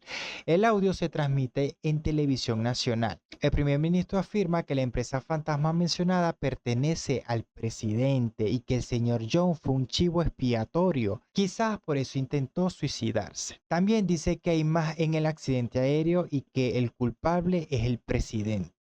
Este último, viendo la transmisión, murmura: ¿quién diría que tú te convertirías en mi enemigo mortal? Luego, el presidente visita al señor Jung y creyendo que sigue en coma, le dice: no despiertes, quédate así 10 años más, tendremos un mejor país y te daré un gran regalo cuando despiertes. Cuando el presidente se va, vemos a Jung apretar la mano y se le salen las lágrimas. En una reunión, el señor Gui le dice a Dalguion y a Jerry que si el presidente es destituido, el primer ministro se convierte en presidente interino y Dalguion se sorprende. Más tarde, Dalguion carga a Jerry en la espalda. Ella recuerda que su padre solía llevarla así. Dalguion le dice que puede llevarla así siempre que ella quiera. Y al día siguiente van al periódico para buscar al reportero que conoció Dalguion. Les informan que murió en un accidente automovilístico, pero al ver una foto descubren que no es el mismo hombre. El supuesto reportero era un inspector. La rueda de prensa del primer ministro es un show, o sea, y bien orquestado, porque al exponer el audio de Jessica no solo busca justicia, sino crear una narrativa que lo posicione como salvador. Y la reacción del presidente diciendo, o sea, tú mi enemigo mortal, confirma que esta lucha es personal y no ideológica. Y la serie también critica aquí cómo la política se reduce a vendetas entre élites donde las víctimas como las familias presentes son solo espectadores útiles. El descubrimiento del reportero impostor subraya otro tema clave. En este mundo, hasta los muertos son ficciones convenientes. La verdad se esconde tras capas de mentiras tan elaboradas que incluso los buscadores como Dalguion dudan de lo que ven. El primer ministro se encuentra con el abogado de Jessica y con el impostor que se hizo pasar por el reportero. Le da dinero y le pregunta si conoció a Samael, pero el hombre dice que no. Luego en el auto, el primer ministro le recrimina al abogado que no lo llame tío, diciendo que no tiene contacto con su padre desde hace mucho. El abogado cambia el tema y menciona el proyecto FX y Dynamon System. El primer ministro dice que tendrán que pagar por lo que recibirán y el abogado dice que Edward Park será difícil de negociar. Pero el primer ministro afirma que él sabrá cómo manejar a Edward porque él es distinto al presidente. El presidente convoca una rueda de prensa y al ser cuestionado sobre las acusaciones dice que todo es una conspiración y una sucia estrategia política. Una periodista menciona la empresa fantasma en Singapur y la cuenta del señor Jung. El presidente responde que Jung nunca le dijo nada. Cuando el primer ministro llega, el presidente le dice que ya no trabaja allí. El primer ministro lo amenaza diciendo que si lo despide, parecerá que todo lo que dijo es cierto. Y el presidente dice que será la Asamblea Nacional quien lo destituya. Se insultan mutuamente y el primer ministro lo acusa de ser un mentiroso y manipulador. Al final, el presidente llama a su secretaria para contactar a los líderes de los 3 partidos políticos. Y ella, evidentemente del lado del primer ministro, asiente sin mostrar lealtad al presidente. Luego vemos al primer ministro pidiéndole a la secretaria que agende una reunión con los líderes de los partidos políticos antes de la fecha oficial de la reunión con el presidente. Aquí el primer ministro revela su verdadero rostro. No es el lamebota que Heidi creía, sino un estratega frío que manipula incluso a sus aliados, como el abogado de Jessica, que es su sobrino, y su mención al proyecto FX y a Daidam insiste sugiere que el conflicto va más allá del presidente. Hay intereses corporativos y geopolíticas en juego. Luego, el primer ministro cena con algunos familiares de las víctimas y en el mismo lugar está Edward Parr y su asistente le informa de la presencia del primer ministro. Durante la cena, Dalguion le dice al primer ministro que el supuesto reportero era falso y que nunca murió. También lo confronta sobre la liberación de Oh Sang-mi, asegurando conocer al juez que la liberó. Sugiere que si el presidente es acusado, el primer ministro será presidente interino.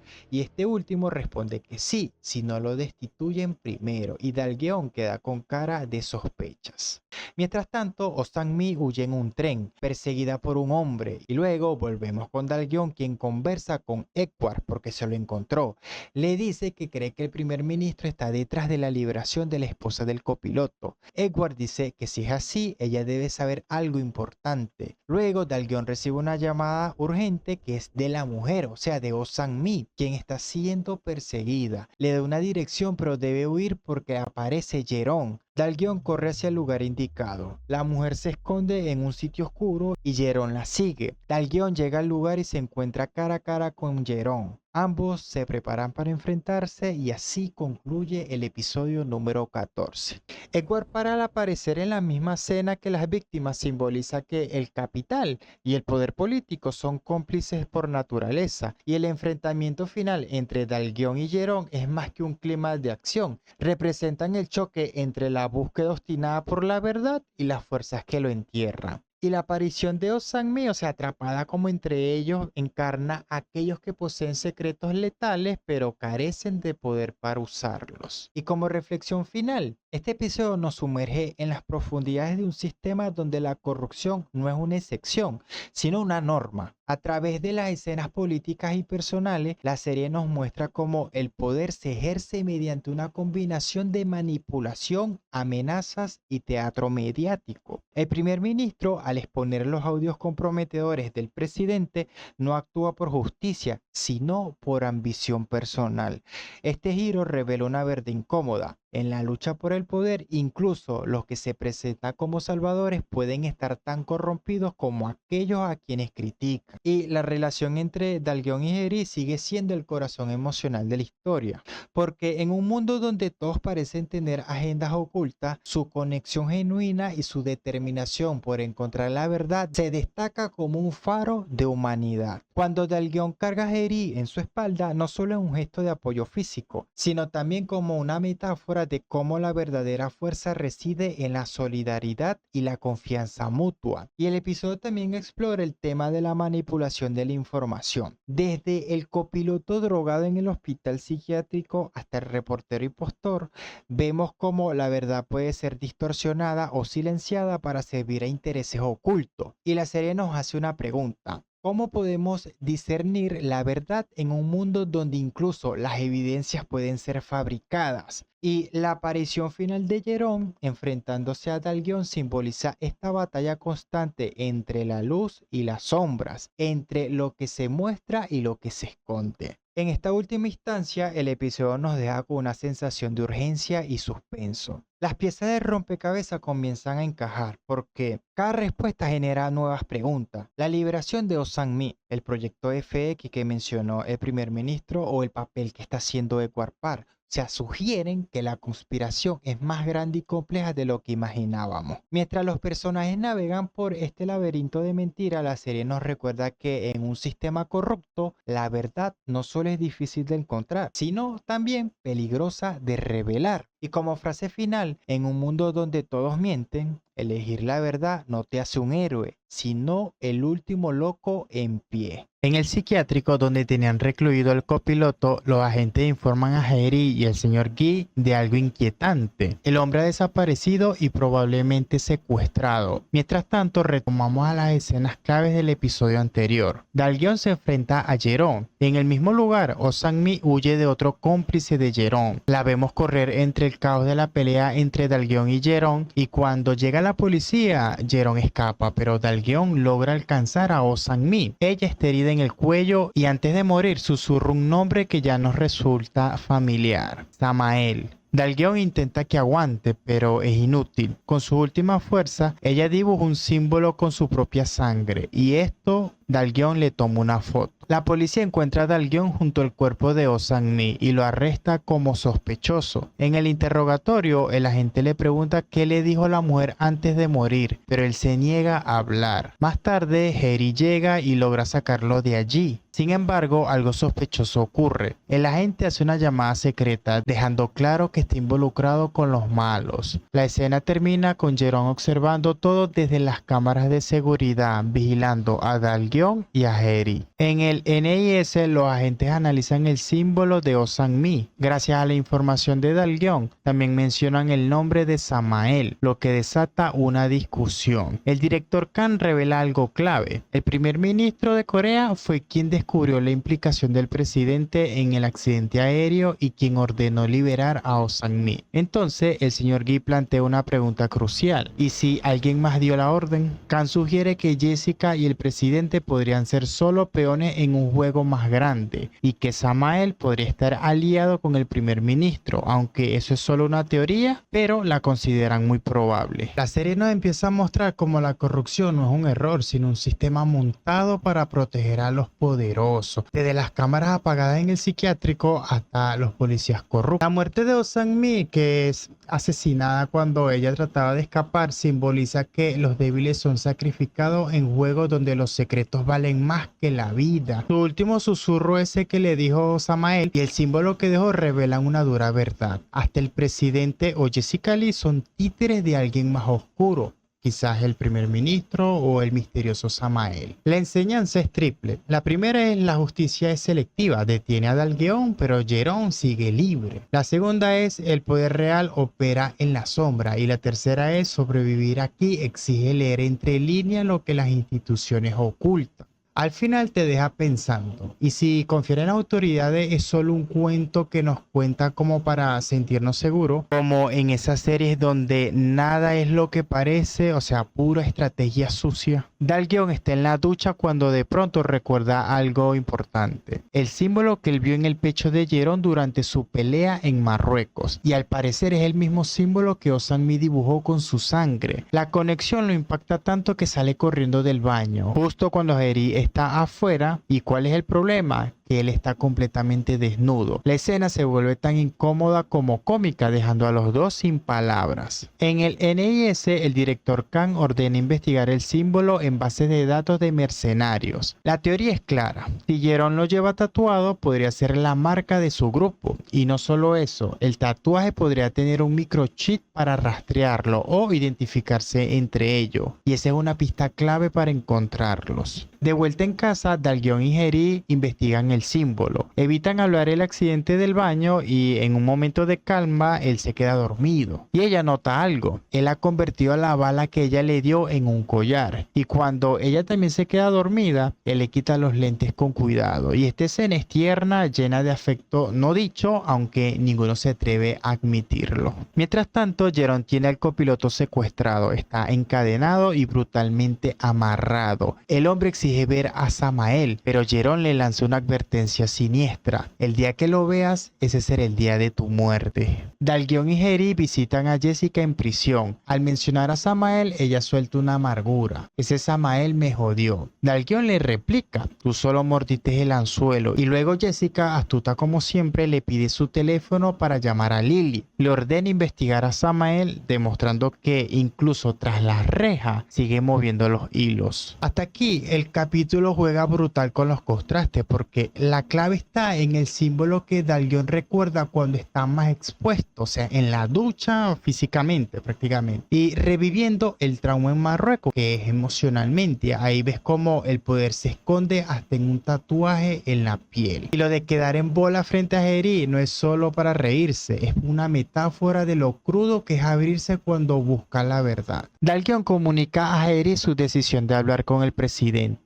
En ese momento un detalle crucial viene a su mente: presidente. Si el presidente es destituido, el primer ministro asumiría como presidente interino. Esta posibilidad añade urgencia a su misión. La escena cambia a la Casa Azul, donde el presidente recibe la visita del primer ministro en un ambiente palpablemente tenso. El presidente lo reprende por entrar sin saludar, desencadenando un breve pero intenso intercambio de palabras. ¿Por qué no te ahorras la humillación y renuncias?, lanza el presidente. ¿Por qué no renuncias tú? Por tu culpa me llaman lamebotas, replica el primer ministro. El conflicto escala cuando el presidente lo acusa de traición. ¿Por qué te convertiste en una serpiente traidora? Y la respuesta del primer ministro es calculadora. Las serpientes mueren si no mudan la piel. Ya era hora de cambiar la mía. Mientras aguardan fuera de la Casa Azul, Harry informa a Dalguion que le negaron su solicitud para hablar con el presidente. En ese instante, el auto presidencial pasa frente a ello y sin dudarlo, Dalguion se interpone en su camino, forzando al vehículo a detenerse. Y luego logra una conversación privada donde advierte al presidente: el primer ministro te tendió una trampa y el mandatario exige pruebas concretas, pero Dalguion argumenta que primero debe entender el alcance completo de la conspiración, los apoyos del primer ministro y su nivel de implicación.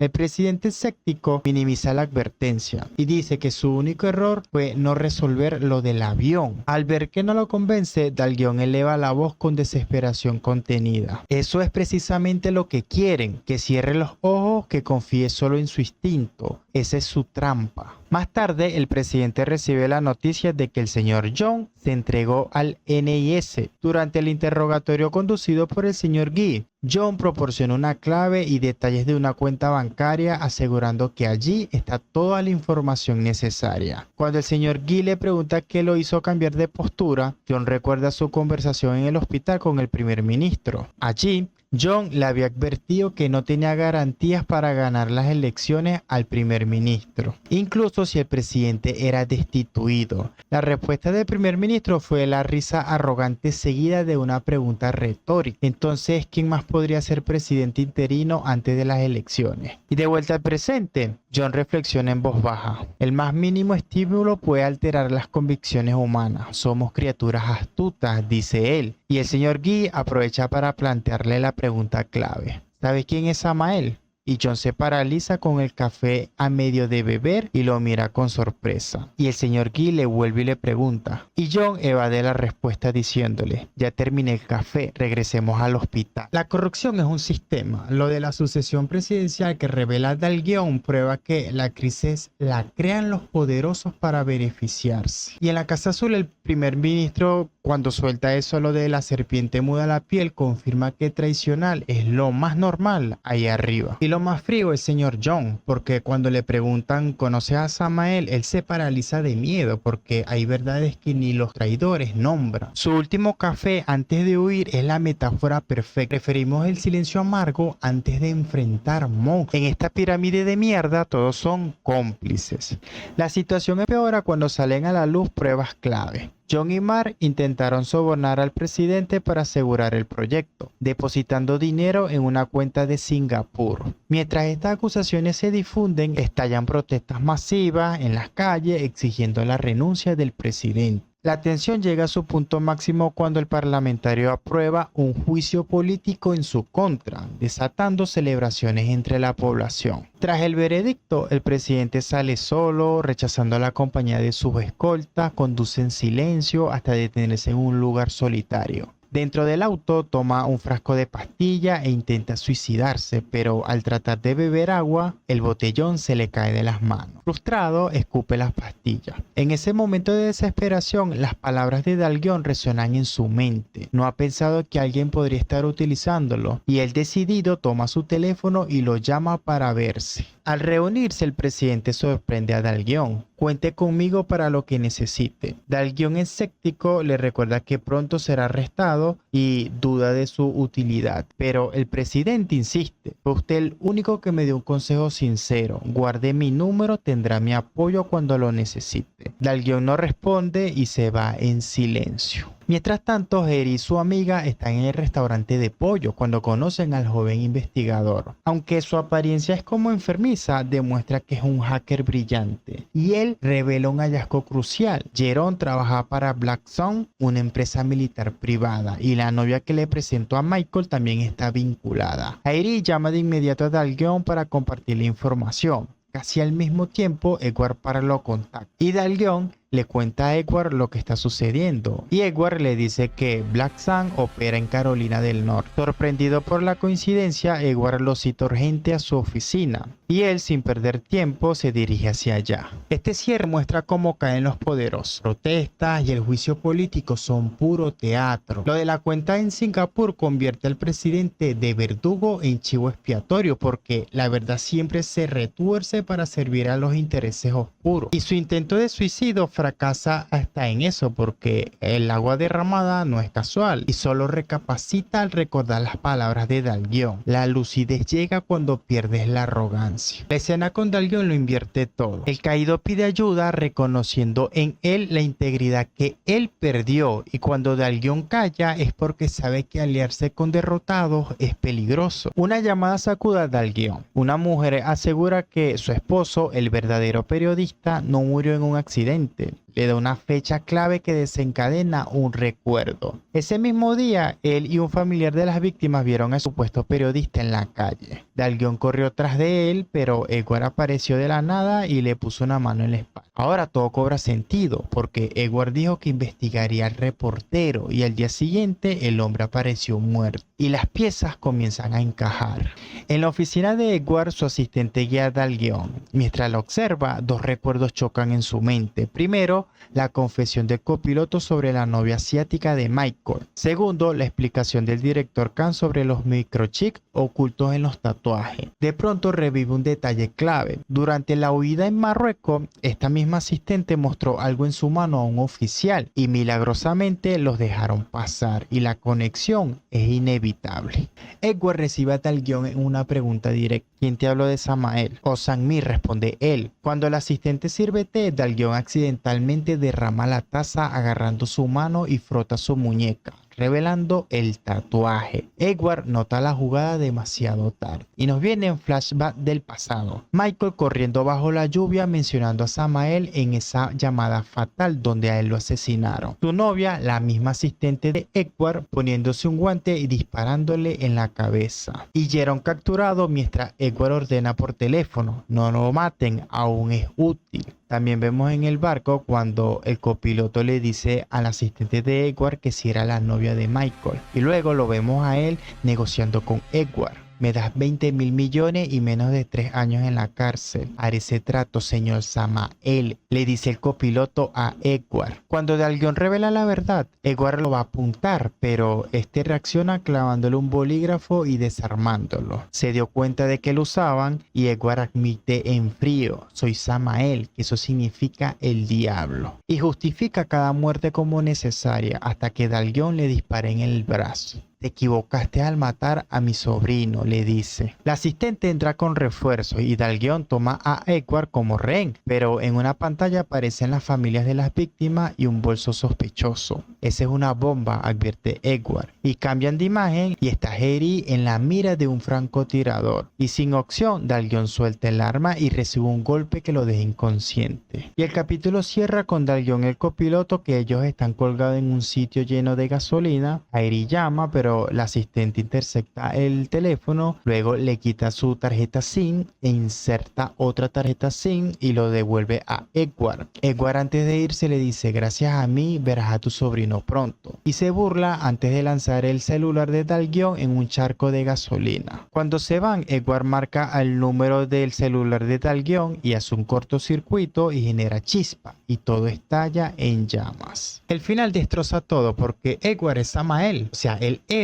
es en realidad el verdugo, y su monólogo es basura cínica: llama economía al crimen y progreso a las guerras, reflejando cómo el poder invierte vidas en dinero. Lo de la bomba en el restaurante es terror moderno. Ya no amenazan a uno, sino comunidades enteras para callar resistencia. Edward capitaliza hasta el dolor, y el fuego final no es solo un ataque, quema al guión y al copiloto como testigos incómodos, purgando pruebas y humanidad juntos. Esto esto es puro ritual de poder podrido. Y como reflexión final al episodio número 15, revela que la serie es una crítica brutal al sistema de poder real. Y no solo es un tráiler, porque Edward Park, que ahora es el villano, él personifica la lógica perversa del capitalismo salvaje. Admite que guerras y tragedias como el atentado al avión son negocios para los poderosos. La corrupción no es solo un error, sino una maquinaria perfecta que involucra gobiernos, empresas y servicios de inteligencia, donde la impunidad es la norma. La serie también nos golpea con preguntas incómodas sobre nuestra complicidad. Somos como el presidente Jung, que prefirió ignorar la verdad por comodidad, o cuántas veces miramos para el otro lado. Además, cuestiona si la justicia limpia es posible. Edward sabe que el poder se construye con sangre, mientras Dalguion lucha con las manos vacías en un sistema podrido. ¿Quién es más realista? Los héroes verdaderos están desnudos, vulnerables y sin apoyo institucional, como Dalguion en la ducha o Jerry actuando desde la sombra. El incendio donde está Dalguion y el copiloto simboliza cómo el sistema intenta eliminar a quienes lo desafían, pero hay esperanza. La resistencia persiste en los márgenes, como Jerry, la familia de las víctimas, incluso un expresidente traicionado que apoya en secreto. Y la frase final lo resume todo. El mundo no lo destruyen los monstruos, sino los hombres decentes que le prestan silencio. Y Vagabond nos grita que el mayor peligro es nuestra pasividad ante la maquinaria de corrupción. La única esperanza está en quienes, desde su desnudez y obstinación, eligen no callar. El presidente anuncia su renuncia ante los medios y en un corte rápido vemos a su asistente que se le dibuja una sonrisa discreta. Luego volvemos al sitio donde estaba Dalguion y el copiloto. Jerry llega a la casa de Dalguion y encuentra a la policía. Un agente le informa que hallaron al copiloto muerto y que las huellas de Dalguion están en todas partes. En el lugar del crimen, el señor Guy le muestra los dos cuerpos. Uno es el copiloto y el otro tiene sangre tipo O positivo, igual que Dalguion. Cuando le entrega el collar con la bala que ella le dio, ahora carbonizado, el señor Guy añade con voz baja: sé que no es culpable, pero creemos que ese es su cuerpo. Mientras los medios difunden que Dalguion mató al copiloto y luego murió en el incendio, vemos a Jerry llorando frente a su tumba. Pero en un giro de la cámara revela que Dalguion la está observando desde lejos con una gorra. El flashback muestra lo que realmente ocurrió: Edward ordenando el incendio y Lily, su compañero, rescatando a Dalguion en el último segundo, mientras que el copiloto quedaba atrapado entre las llamas. Este inicio final muestra cómo el poder manipula la verdad. La renuncia del presidente no es arrepentimiento, es una jugada calculada para proteger a los de arriba, y su asistente sonriendo lo confirma. El collar bala que rescatan no es solo prueba, es un símbolo de cómo el sistema corrompe hasta las promesas más sagradas. Luego que los medios anuncian su muerte y el asesinato de él, fabrican mentiras para silenciar disidencia. El primer ministro asume como presidente interino de Corea. En su primer discurso anunció una purga sin precedente. No solo investigará los delitos del expresidente, sino que extenderá las pesquisas a toda la administración pública. Tras la rueda de prensa, se reúne en privado con 3 personas clave: el abogado de Jessica, que es su sobrino, y la ex asistente del presidente. La tensión se dispara cuando el abogado recibe un mensaje y anuncia con voz contenida: Samael quiere conocerlo.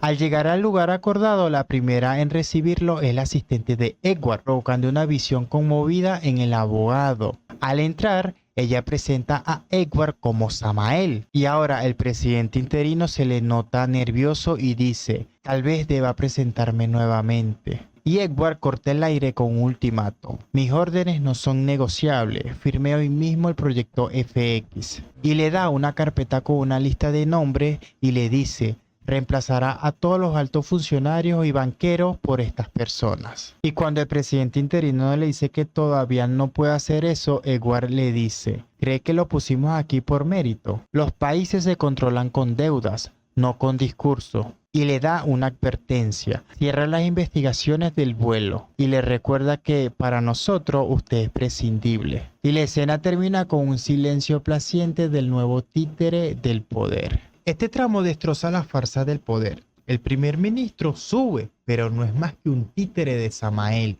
El encuentro con Edward es el centro de todo. La frase esa de Quien controla las deudas controla el mundo. No es conspiración, es el manual del capitalismo salvaje. Cuando abre la carpeta con la lista de reemplazos, la serie escupe la verdad. Los líderes no se eligen, los ponen los mercaderes de guerra. Y su advertencia final, te reemplazamos fácilmente, es el epitafio de la política. Los gobernantes son productos desechables. Aeri interrumpe en la oficina del director Khan con ojos llenos de lágrimas. Dal-Gion arriesgó todo para llevar al copiloto ante la justicia. Esta es una farsa. Y el señor Guy, hundido, le dice: han disuelto nuestro equipo. Las investigaciones están cerradas. Y el director Khan, con cara de amargura, él dice: el primer ministro nos dio una lección de poder al convertirse en presidente interino. En un escondite, Dal-Gion estudia documentos y le pregunta a Lily y a su compañero que si saben cómo infiltrarse en Black Sun. Y después Dal-Gion llama al presidente y le dice que es Dal-Gion, que se quieren ver. Cuando el expresidente y Dal-Gion se ven, Dal-Gion le dice: necesito dinero, entraré en la guarida del león. El expresidente le da una dirección y le dice: aquí encontrarás dinero. Jessica llama a Lily y esta última le dice que se va a ir a Estados Unidos con un nuevo cliente. Y Lily mira a Dal-Gion, pero no le dice nada. Luego Lily le dice: ¿quieres saber quién es Samael? Edward Park. Y Jessica se queda sorprendida y Lily le advierte: el demonio está acechando. De vuelta en su celda, Jessica observa con pánico a un guardia que pasa demasiado cerca y bajo el uniforme reconoce los ojos de Jerome. Después, Erin lee una carta de Jessica frente al director Khan y el señor Guy. Samael me vigila, protégenme y les diré todo. Iré yo, propone Erin sin dudarlo. Tras un tenso debate, Khan asiente y el señor Guy va a preparar los papeles para que ella ingrese a la cárcel. Este tramo muestra cómo cada uno resiste a su manera. Eri grita contra la mentira del suicidio de Dal-Gion mientras disuelven el NIS y el director Khan admite amargamente que alguien más manda. Dal-Gion por su parte ahora es sombra pura, o sea, su táctica de entrar cuando el león salga, convirtiendo al expresidente caído en su banco. Y Jessica, aterrada al descubrir que Edward es Samael y ver a Jerome prácticamente disfrazado, entiende que ni en las rejas la salva. La jugada de Eri es brutal. Se infiltra como guardia de Jessica para volver la cárcel en campo de batalla. Su oferta es fe en la justicia. Si el sistema expulsa a lo honesto, estos se vuelven escudo. Y la carta de Jessica que dice: protégeme para que sepas quién es Samael, es un animal acorralado usando su último as. Las serpientes cantan si el fuego las quema. Edward recibe la información de que Eri está en la cárcel, mientras que su asistente especula. Podría ser una misión encubierta. Y él le dice: eso es imposible porque el equipo ya no existe. Y cuando ella sugiere que Eri actúa por cuenta propia, Edward le dice: o Jessica sabe demasiado. La asistente propone eliminarla, pero él ordena con calma calculadora: no, vigílenla cada segundo. Cuando Eri y Jessica logran verse, ella le dice: dime quién es Samael. Y Jessica se niega con una sonrisa tensa: ese secreto es mi seguro de vida. Al notar que está llegando una guardia, Eri inicia una pelea para cubrir sus intenciones. Ambas son encerradas en celdas de castigo, pero Eri ya tuvo lo que necesitaba: la confirmación de que Edward es Samael. Edward visita a Eri y le muestra una falsa preocupación. Vi lo ocurrido. ¿Necesitas un abogado? Tengo excelentes contactos. Ella lo mira con odio contenido antes de actuar. Estoy aquí por decisión propia. Jessica mató a Dal-Gion. Cuando Edward pide prueba, ella lanza su trampa. Samael fue su invento para retrasar la investigación mientras planeaba huir. Dal-Gion lo descubrió y por eso murió. Y esto lo dice con ojos llenos de lágrimas. Y ella añade: si la justicia no actúa, yo lo haré. Después en la enfermería, Eri y Jessica reciben tratamiento mientras son vigiladas por Edward entre cámaras. Y también está Jerome y la asistente de él. Parece real, comenta el asistente. Y Edward dice: ella está haciendo lo que quiere mostrar. En ese instante Eri agarra un bisturí y la asistente de Edward dice: Eri tomó un bisturí. Y luego vemos como Eri apuñala a Jessica como en una coreografía perfectamente calculada. Este tramo es guerra psicológica porque Edward vigila con paranoia hasta teme eliminar a la misma Jessica. El duelo de Heidi versus Edward es brutal porque ella convierte su dolor en arma, inventa que Jessica es el chivo expiatorio y sus lágrimas son tácticas de debilidad y se la clava. Todo lo de Samael era falso, haciendo que Edward dude hasta de su propio mito. Y Heidi demuestra que en esta guerra el cuerpo femenino es trinchera, escudo y arma. Edward cae en su propia trampa. Ella solo muestra lo que quiere que veamos, pero su equipo ya tragó el anzuelo. Después Jessica llama a Edward y este le dice: pensé que estarías tras las rejas, mientras él la mira por cámaras. Y ella no pierde tiempo, necesito ver. Ya en persona, ella le entrega sus credenciales. Todo está aquí.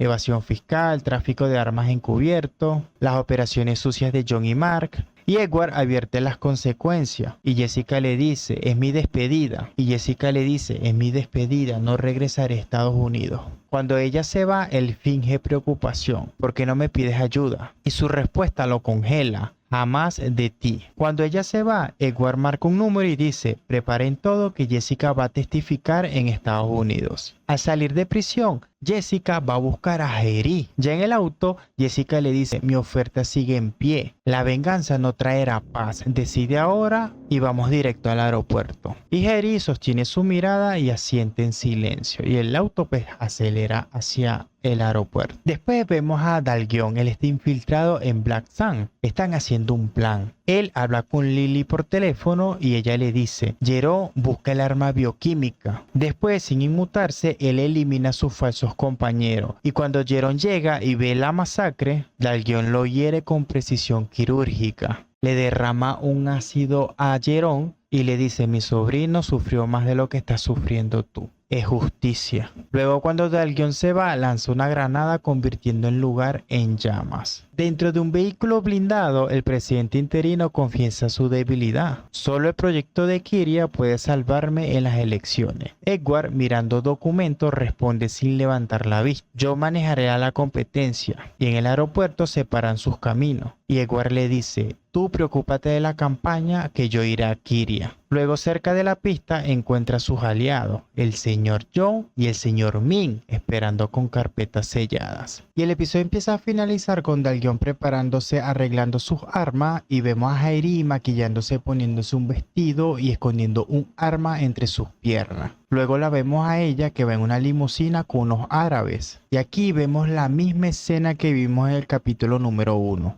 Cuando estaba en el desierto de Kiria y Dalgion es uno de los snipers con el otro compañero, hasta que le avisan que viene una limusina. Cuando hay un disparo y ellos se bajan de la limusina, aquí es donde Dalgion la ve y se sorprende. Y a él le están diciendo por radio que dispare, que dispare. Y como él está sorprendido y algo nervioso, el compañero que tenía cerca va a apuntar para dispararle a Heidi. Pero Dalgion cambia de dirección y le dispara en la cabeza a su compañero. Y Heidi, los hombres que andaban con ella, escuchan el disparo y la suben a ella a una camioneta y se la llevan. Y así finaliza el episodio número 16 y esta serie, y la verdad la serie nos dejó un final abierto que no tiene algo de lógica. El final es pura guerra sucia. Jessica llama a Edward no para rendirse, sino para hundir su imperio como veneno final. Y él la extradita. Los cómplices incómodos son sacrificables y el pacto que tiene Jessica con Heidi es teatro. Jessica ofrece fuga y Heidi finge aceptar, pero lleva bisturí escondido. Y Dalgion en Black Sun ya no es un héroe. Él destruye el arma bioquímica y niega el antídoto a Jerome. Y su frase de "tu dolor no es nada comparado con mi sobrino" es la ecuación moral de que alguien ya lo perdió todo. Y el clímax del final lo rompe todo porque Heidi usa su feminidad como arma, o sea, maquillaje es igual a camuflaje. Dalgion dispara a un aliado mercenario para salvar a Heidi. Y en Kiria, donde todo empezó, es el infierno que Corea evitó. Y Edward y Jessica son espejos rotos porque ambos dan regalos que matan. La pregunta final duele. ¿Cuánto humano queda en Dalgion y Heidi después de usar las armas del enemigo? El desierto los reúne, pero ya son fantasmas morales. Y como reflexión final al episodio número 16, este capítulo final es un espejo roto que refleja nuestra complicidad con los sistemas corruptos. Y no es un desenlace, sino una denuncia filosófica con 5 claves. La primera puede ser Dalgion un héroe o un monstruo. O sea, al girar él el rifle para matar a su compañero mercenario, sacrifica su humanidad. Su viaje de doliente a asesino y su decisión de pisar el antídoto nos dice algo, que la verdad no cura, solo quema puentes y almas. De segundo tenemos a Aerys de feminismo táctico, porque mientras Dalgion se pierde en el desierto, ella usa el patriarcado en su contra, se maquilla para esconder un arma y se infiltra junto a Jessica. Su silencio sí no es una sumisión, sino la astucia de quien finge ser hierba para cazar serpientes. Como número 3 tenemos a Edward Parr, el capitalismo religioso, porque el discurso que él dijo que los países luchan por controlar deuda revela el manifiesto del siglo XXI. Los humanos como daños colaterales, que es una cruzada de poder. Al reunirse con traidores expone que el mal no tiene ideología, sino accionista. Y Jessica es como la redención en llama, porque al entregar sus secretos a Edward para quemar como que su imperio y así evitar que alimente a Samael, nos muestra también que la advertencia a Aerys que le dice vengar no te hará bien, es su testamento. O sea, en el juego de poder todas las piezas terminan en la misma caja de cenizas. ¿Y saben qué herencia nos dejó Vagabond? Que no fue un tráiler, sino un misil ético contra nuestro conformismo. Y también nos enseñó 3 enseñanzas claras. La primera, los estados caen por deuda, no por balas. La segunda es que la verdad muere en oficinas alfombradas, no en ataúdes. Y la tercera es, el acto más revolucionario es negarse a convertirse en el monstruo que combates. Y sí, el episodio número 16 tiene fallos de ritmo, pero su osadía merece respeto porque nos obliga a aceptar que en el mundo real los finales cerrados son fantasía y la imagen de Dalgion y Aerys separados por balas prácticamente es el recordatorio más crudo de que a veces sobrevivir es la única victoria posible. Y como frase final, cuando el sistema es una fosa séptica, puede existir justicia sin ensuciarse el alma.